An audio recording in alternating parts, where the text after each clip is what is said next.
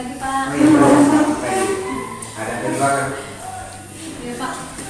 Silakan dulu. Iya, terima kasih Pak.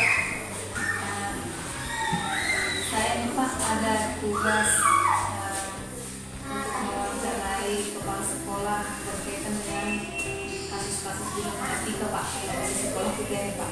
Jadi saya ada tugas di surat untuk melakukan ini Pak.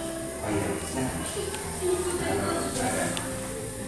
Yang pertama-tama saya mengucapkan terima kasih kepada Bapak yang sudah menyediakan waktu untuk saya dapat melakukan kolaborasi juga bersama dan melakukan wawancara supaya kasus-kasus yang kita ini dapat tertangani dengan baik.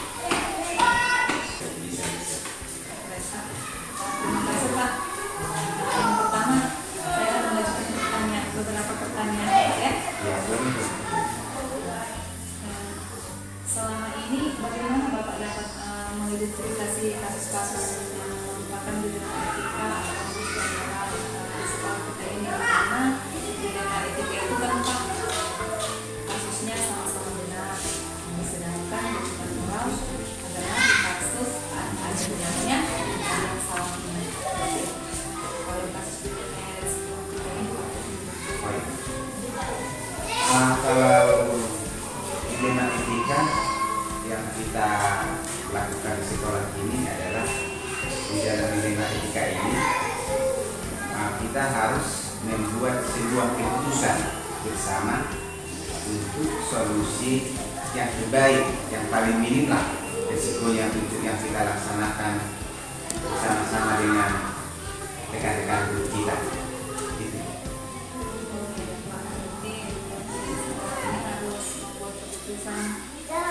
Paling minim Iya, yang paling minim. jangan ada risiko yang terlalu berat. Baik Pak. Kemudian selama ini bagaimana Bapak menjalankan pengambilan keputusan di sekolah kita ini Pak?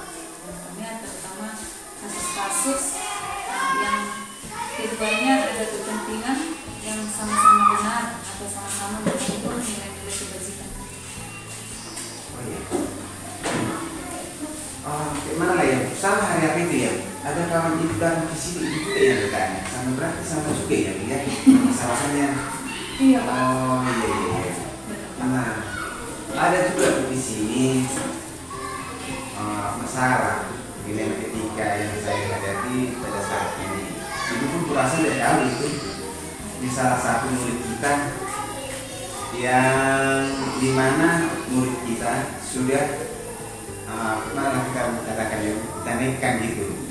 Namun sebenarnya murid kita ini setelah ditinjau secara kenalan akhirnya gitu ya, dia harus berkebutuhan khusus gitu yang seharusnya kita lakukan, sehingga apabila tidak dinaikkan maka si murid tersebut akan mundur sekolah. Dan yang kedua, rasa orang tuanya pun kurang enak gitu perasaannya begitu. Nah, sehingga saya dan kita semua pula sebagai kepala sekolah merasa kasihan terhadap si anak tersebut. Itu aja. Berarti di sekolah kita ini ada kasus dilema etika yang sedang Bapak hadapi ya Pak ya. Di mana ada murid yang harusnya dia berkebutuhan khusus ya Pak ya. Harusnya. Karena memang kalau dia di masuk belajar ke kelas artinya sangat kurang kan. Dia tidak dapat memahami kata-kata guru dengan baik. Iya. Itulah yang berarti sangat dilema ya Pak. Di sekolah kita ini harus dinaikkan karena ketika tidak dinaikkan pun dia tetap juga nanti dia pindah ke tempat kelas temannya. Kalau contohnya kita suruh dia ke kelas 1 tetap nanti dia mau ke kelas 2. Jadi ya mau tidak mau harus dinaikkan. Harus dinaikkan. Jadi sangat dilema ya Pak. Iya, sangat dilema. Harusnya ini juga harus berkebutuhan khusus. Baik Pak. Jadi untuk langkah selanjutnya nih Pak yang dapat Bapak lakukan di sekolah ini prosedurnya seperti apa? Nah, di sini kita harus yang perlu dilakukan bahwa saya harus memanggil semua guru untuk mengadakan rapat tentang kenaikan kelas. Yang kedua, harus dulu berkoordinasi terhadap orang tua. Nah, yang ketiga, harus mengadakan rapat guru dan komite itu untuk mengenai kelancaran kenaikan kelas kita ini. Berarti langkah-langkah yang Bapak lakukan yang pertama itu memanggil guru. Iya, mengadakan rapat kenaikan kelas. Nah, berarti nanti dilakukan itu sebelum pembelajaran rapat harus selesai izin. Iya, Kemudian berkoordinasi juga dengan orang tua siswa. iya, mahasiswa. Berarti langkah-langkah yang sudah dilakukan itu sudah sangat baik ya Pak ya. Ya. Saya lanjutkan ya, Pak. Boleh. Hal-hal apa saja yang selama ini yang Bapak anggap sudah efektif dalam melakukan pengambilan keputusan pada kasus-kasus dilema etika di sekolah kita ini? Seperti yang tadi, yang saya ceritakan tadi, kepala sekolah bersama di grup ini harus mengadakan rapat untuk kenaikan kelas. Berarti yang paling efektif lah ini ya Pak ya. Iya, Harus harus mengadakan rapat. rapat. Berarti guru juga harus diundang untuk rapat dan memutuskan siapa yang naik dan siapa yang meninggal. Baik Pak, kemudian hal apa saja yang selama ini merupakan tantangan pada saat pengambilan keputusan pada kasus-kasus dilema etika? Oh, yang pertama harus ada rasa kasihan, Pak. Itu harus ada rasa kasihan kita terhadap siswa kita. Dengan tentang kenaikan kelas itu pertama harus ada itu, rasa kasihan. Yang kedua, anak-anak istilahnya dia apabila nanti dia tinggal kelas, akhirnya dia menjadi kurang percaya diri gitu. Berarti sangat merupakan tantangan terbesar gitu ya. Kalau namanya juga murid kelas 1 ya Pak ya. Kalau dia tinggal kelas, dia merasa malu nanti terhadap teman-temannya. Ada yang diejek lah nanti, ada yang menangis lah pulang ke rumah. Jadi sangat dilema juga ya Pak. Ada yang rasa kasihan juga. Karena kalau kelas 1 langsung tinggal kelas, dia masih baru masuk ke sekolah langsung tinggal kelas, jadi sangat dilema ya Pak ya. Kemudian apakah Bapak memiliki sebuah protokol atau jadwal tertentu dalam penyelesaian kasus dilema? Apakah Bapak langsung menyelesaikan tempat atau memilih sebuah jadwal untuk penyelesaiannya sesuai dengan prosedur yang sudah dilakukan? Ya pasti memiliki jadwal, Bu. Dan kita harus memiliki jadwal sekolah kita ini. Yang pertama, mengadakan rapat sebelum menerima rapor semester itu harus. Yang kedua, membuat jadwal koordinasi dengan orang tua siswa itu. Siapa yang mau dan contohnya yang kira-kira tidak mampu, kita tanggung juga orang tuanya gitu seperti itu. Melakukan koordinasi bersama guru juga ada jadwalnya ya Pak ya. Kemudian sesuai jadwal juga setelah habisnya rapat dengan guru, orang tua juga dipanggil. Bisa disampaikan dulu kasih guru terhadap si anak itu. Jadi orang tuanya juga harus memahami ya Pak ya. Iya juga harusnya. Baik Pak, saya lanjutkan, boleh ya Pak? Masih banyak lagi ya? Banyak nanya. Iya Pak. Iya, silakan. Faktor-faktor apa saja yang selama ini dapat mempermudah Bapak dalam pengambilan keputusan atas kasus dilema etika yang ada di sekolah kita? ya mempermudah saya harus berkoordinasi dengan rekan guru di sekolah dan juga berkoordinasi dengan komite dan orang tua. Nanti ada koordinasi yang baik terhadap rekan guru. Rekan guru. Nanti itu sudah sangat mempermudah kinerja Bapak ya Pak ya. Jadi sebagai kepala sekolah, guru-guru juga dapat membantu kinerja sekolahnya. Kemudian dapat berkolaborasi dengan komite dan juga dengan orang tua tentunya. Pak sudah sangat bagus Pak yang sudah dilakukan di sekolah kita ini Pak. Jadi dari yang Bapak sudah rasakan itu sudah sangat banyak menurut saya kasus penyelesaian kasus-kasus dilema di sekolah kita ini yang sudah Bapak lakukan dengan baik. Tentunya nanti untuk meningkatkan kualitas sekolah kita ini dengan baik ya. Dari semua hal yang telah Bapak sampaikan kepada saya nih Pak, apa pembelajaran yang dapat Bapak petik dari pengalaman pada saat mengambil sebuah keputusan dilema etika Pak di sekolah kita ini? Bahwa saya seorang pemimpin seharusnya dapat berkoordinasi dengan guru, rekan guru di sekolah itu. Yang kedua, dapat berkoordinasi dengan komite beserta orang tua. Dan yang ketiga, harus melakukan pendekatan dulu terhadap siswa. Berarti ada 4 ya Pak yang dapat Bapak petik tadi dari kesimpulan pembicaraan kita tadi.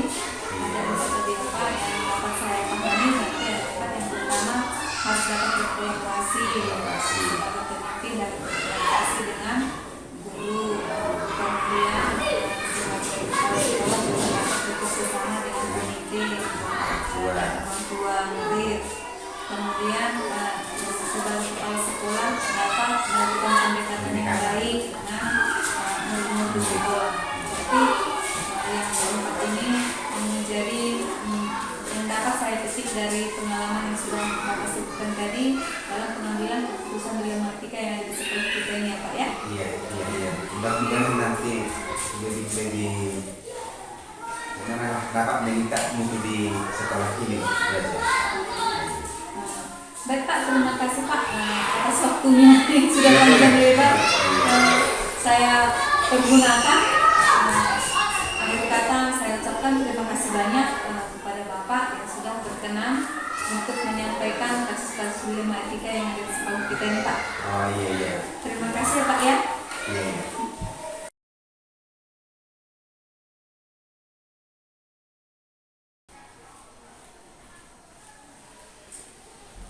Selamat siang Pak. Selamat siang Bu. Apa kabar Pak? Ya. Sehat Bu, sehat. Sehat. Ada yang bisa dibantu Bu? Baik, terima kasih Pak. Saya datang ke sini ingin melakukan wawancara dengan Bapak, di mana ada tugas kami di Jalan Guru Kontrak, yaitu di modul 3.1 tentang penyelesaian kasus-kasus yang merupakan dilema etika ataupun rujukan moral Pak.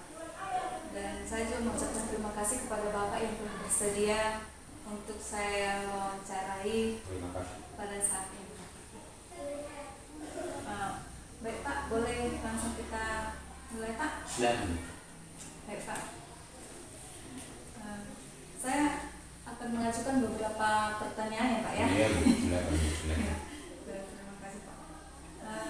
Yang pertama, selama ini bagaimana Bapak dapat mengidentifikasi kasus-kasus yang merupakan dilema etika ataupun rujukan moral? Di mana dilema etika ini Pak kasus yang sama-sama benar. Sedangkan rujukan moral ini adalah ada yang salah dan ada yang benar. Iya, baik Bu.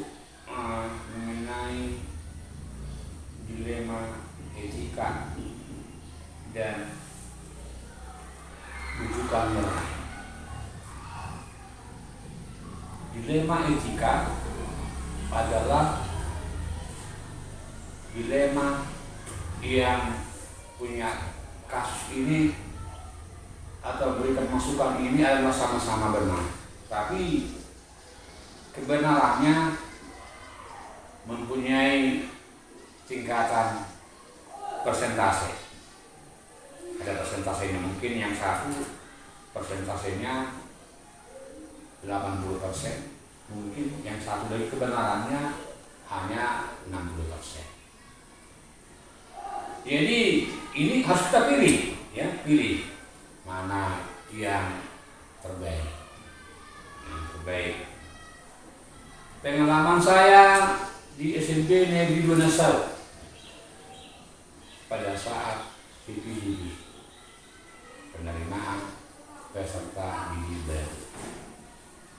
Ya, kita menerima didik baru secara manual, belum secara online karena kita tinggal di perkampungan. Ternyata anak-anak setelah diterima menjadi peserta didik baru, setelah dimulai belajar, ada di antara anak-anak kita ini sama sekali atau masih kurang pintar baca dan menulis.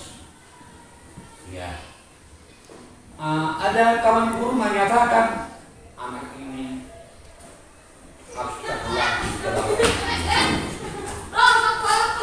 Kepala sekolah berpikir orang tua akan menyesalkan, ya, akan sangat menyesal, akan sangat lemah mereka, ya.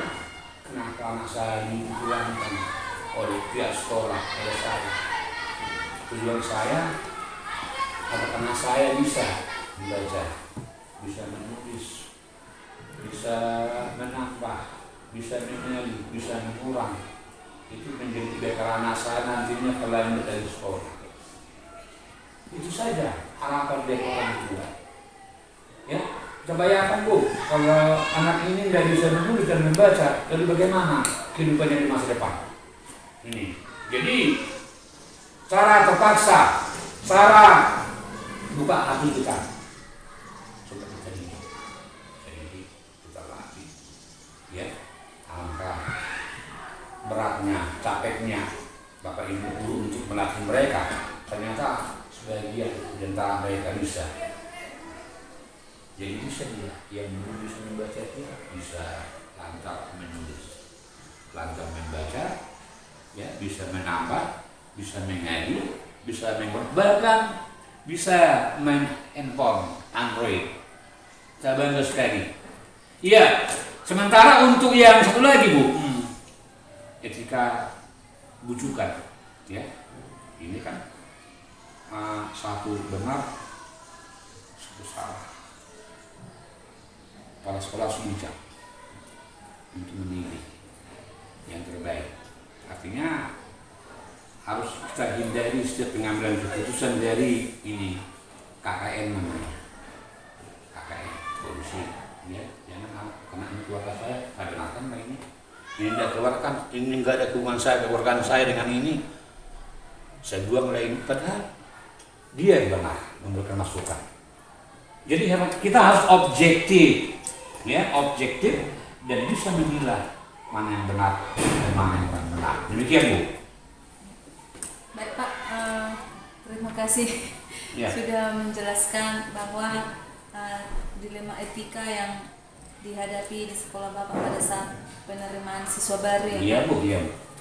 Nah, ternyata banyak murid yang diluluskan dari SD namun tidak tahu membaca. Iya. Berarti ada dilemanya juga ya Pak, Iya, sama, iya. sama guru SMP Iya, juga ya. iya. Kebetulan nantinya kalau anak ini tidak tahu membaca, bagaimana bisa menerima pelajaran di tingkat SMP? Iya, betul.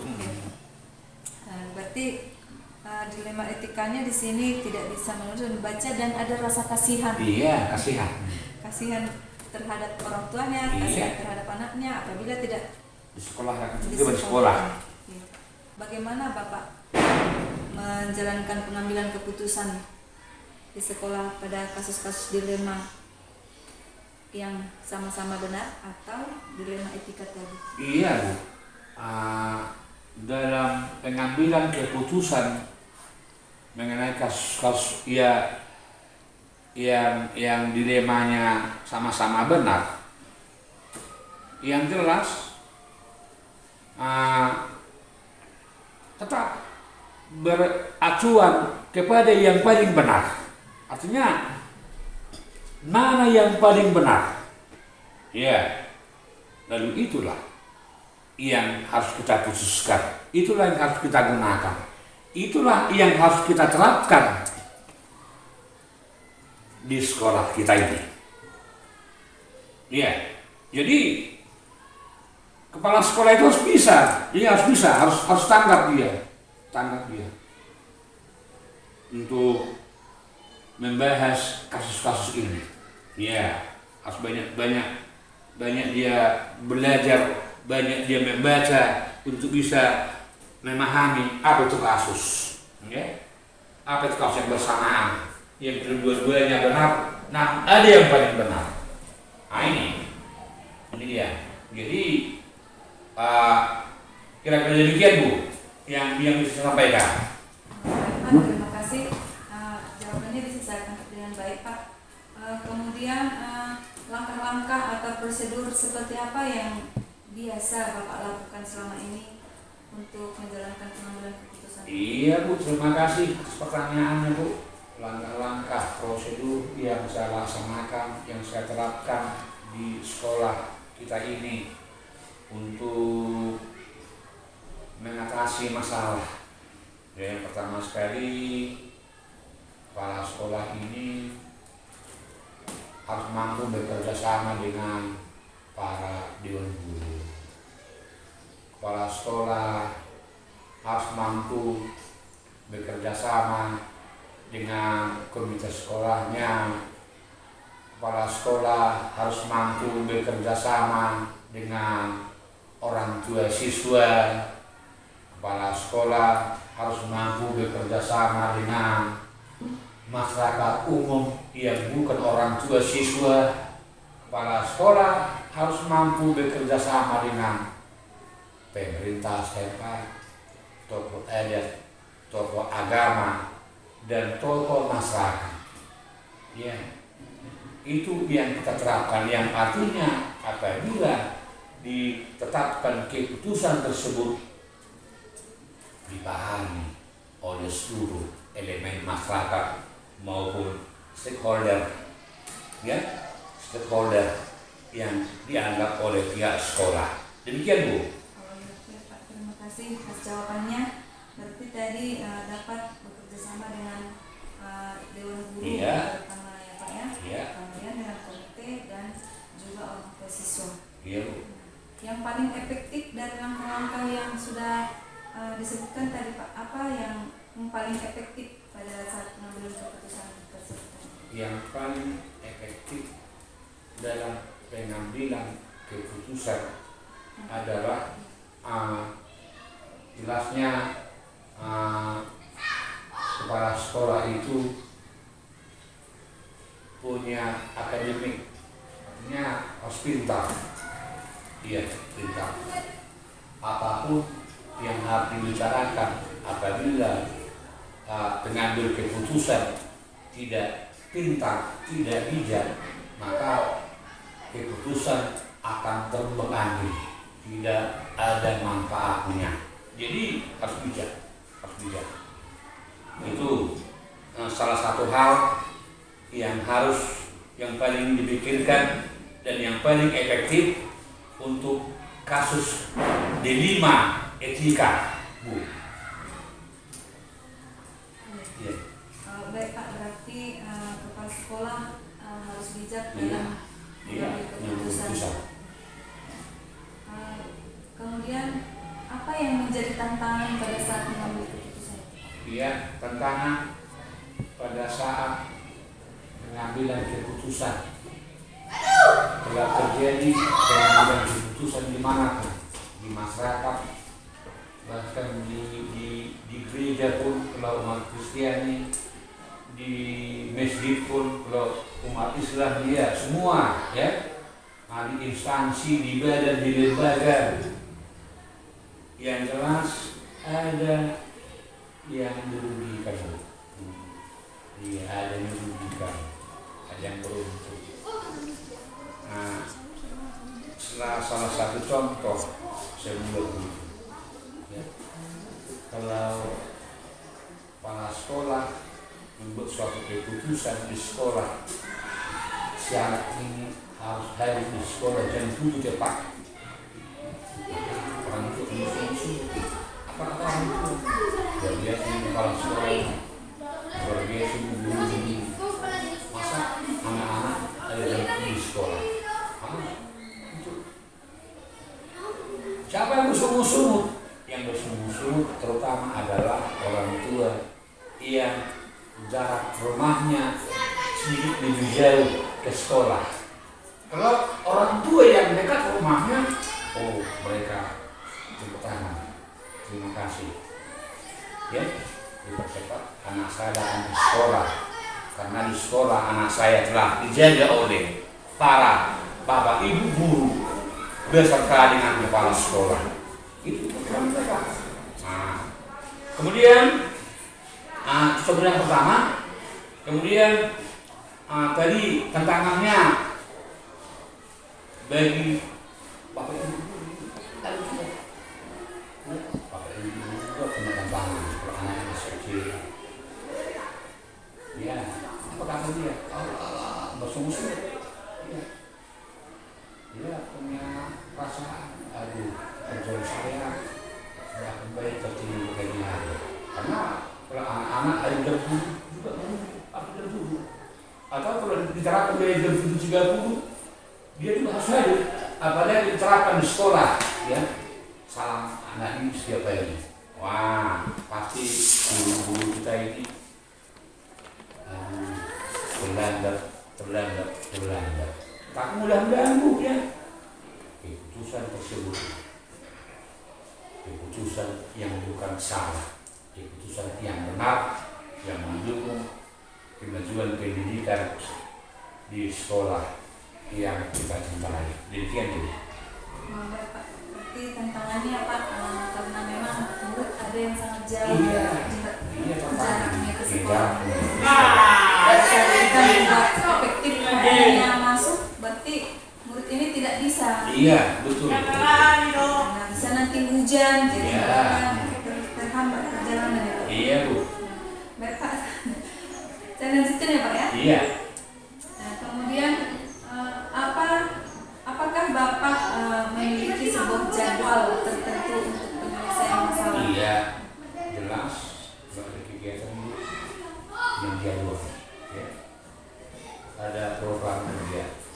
Program kerja itu jelas punya waktu, ya.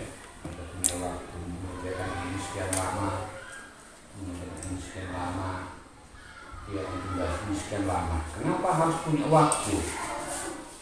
Ya, kenapa harus punya rencana waktu? Kan untuk bisa membahas, untuk merenung kenapa masalah ini terjadi. Ya, kenapa persoalan ini terjadi? Mungkin kalau kita tidak bisa langsung memutuskan begini cara pemecahannya, boleh kita share pada teman-teman. Dari kalau di kawasan Toba ini, bahkan bukan di kawasan Toba, bahwa kepala sekolah harus ikut dalam kegiatan musyawarah kerja kepala sekolah, ya. Paling lambat akan berkumpul 1 kali sekian bulan. Akan dibahas, ya pasti banyak yang dibahas, banyak pertanyaan yang harus dijawab oleh ya fungsionaris dibahas. Ya, model bagi kepala sekolah yang lain dalam hal pemecahan masalah. Setelah dia dengarkan seperti itu, baru itu rupanya. Maka timbulnya ini kesimpulan untuk memutuskan masalah ini. Nah, itu dia.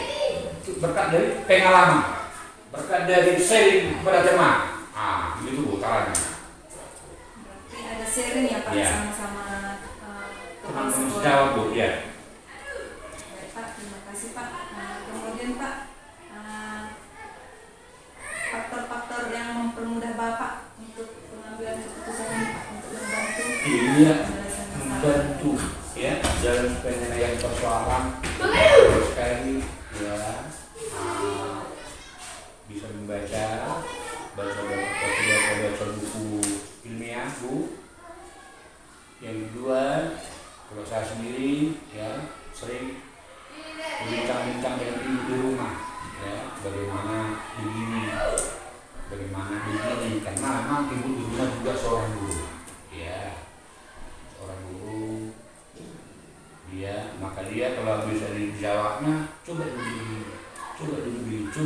banyak masukan yang beliau katakan kepada saya, dan setelah saya pikirkan benar.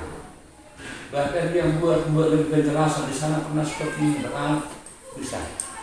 Ya, coba demikian terapkan di sekolah yang Anda pimpin. Itu membantu saya. Kemudian anak-anak saya, ya anak saya yang sudah bekerja, itu membuat semangat bagi saya. Ya, kalau saya kenapa demikian Pak? Oh, begini, dan kau lemah, ya semangat. Itu kata anak saya, dibantu oleh para keluarga yang lain. Demikian Bu. Ya, baik Pak, berarti yang sangat membantu Bapak dalam penyelesaian masalah istri yang pertama. Iya. Bapak, terima kasih untuk semua pertanyaan yang sudah saya ajukan kepada Bapak. Bapak sudah bersedia menjawab. Untuk yang terakhir Pak, ini pembelajaran yang dapat dipetik Pak dari pengalaman Bapak untuk mengambil keputusan selanjutnya. Iya, baik Bu. Manfaat atau dari pembelajaran ini, kalau kita bekerja maka ada hasilnya. Iya. Kalau kita misalnya mengolah sembilan lahan persawahan misalnya, kalau seorang petani, apapun yang dia laksanakan di kebunnya, maka tujuan dia agar hasilnya melimpah, hasilnya bertambah. Demikian juga di instansi. Ya.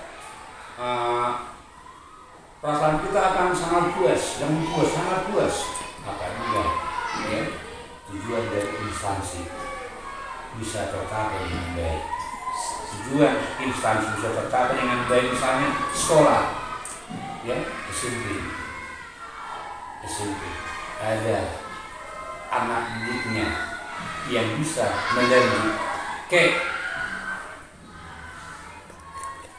sekolah yang unggul, terutama yang ada di daerahnya, bisa juga ke luar daerahnya. Apa itu misalnya Bu? Lulus kelas 9-nya maunya 1-2 orang, karena kita tinggal di kampung. Itu sangat minim bisa masuk di SMA unggul dan bisa masuk di yayasan Soko Sulung Baliki. Kemudian bisa gurunya di kemudian hari menjadi kepala sekolah, ya itu dia menggantikan kepala sekolah yang sudah pensiun, bahkan bisa menjadi kepala sekolah di sekolah-sekolah yang bukan tempat dia bekerja. Misalnya guru dia di SMP Negeri Nasau menjadi kepala sekolah di SMP Negeri 1 Nasau, menjadi kepala sekolah di SMP Negeri 2 Habin Sarang, SMP Negeri 1 Habin Sarang. Demikian Bu. Ya, baik Pak. Berarti dari kesimpulannya tadi yang dapat kita ambil di sini, berarti apabila keputusan dapat dilaksanakan, apabila keputusan kepala sekolah dapat dilaksanakan oleh guru, maka sekolah itu dapat terpimpin dan bisa mencapai sekolah unggulan. Iya. Terima kasih ya Pak. Saya juga mengucapkan terima kasih karena Bapak sudah memberikan waktu kepada saya untuk siang hari ini. Semoga nanti kami bisa lulus berpenggerak, dan tujuan kami hanya ingin menciptakan generasi-generasi baru yang seperti Bapak bilang tadi Iya, bisa iya, Bu. masuk ke SMA unggulan dan lah kok. Kalau tidak ke SMA unggulan yang lain di Iya. kabupaten kita ini Pak, untuk memajukan sekolah kita ini Pak. Baik Pak, terima kasih atas waktunya Pak.